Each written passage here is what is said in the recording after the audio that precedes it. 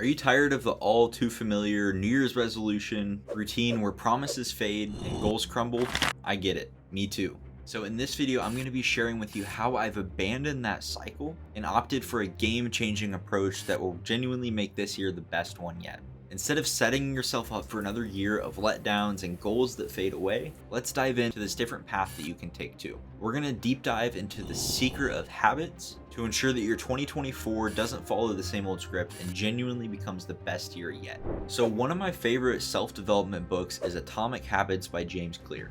And throughout this book, he deep dives into the world of habits, and I want to share with you a quote from the book. You do not rise to the level of your goals. You fall to the level of your systems. What this means is so often we set goals, but we can't always rise to the level of those goals. But what we can do is ensure that we're falling to the level of the systems and the habits that we've built.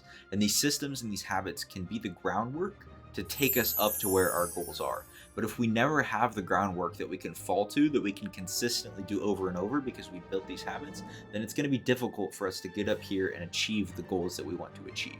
Goals and resolutions are not enough. We need to build consistency around good habits in our lives. Habits are the mechanism that can allow you to accomplish your goals. Build the habit, accomplish the goal.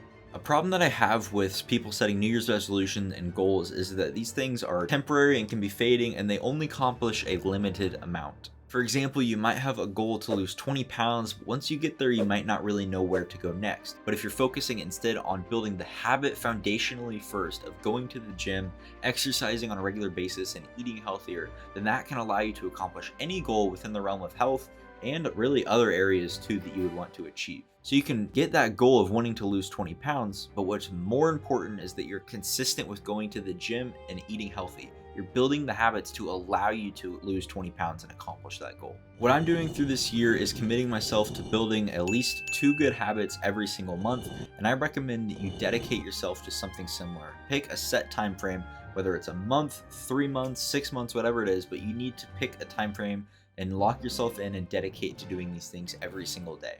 I'd also recommend that you try to do this with friends, that way you can hold each other accountable and you can pick things that maybe are going to also be fun to do with each other that you can then integrate into your lives. When you're looking into building these habits, I'd recommend that you go ahead and map out your whole year. That way you can kind of have a framework for what habits you want to build in your life.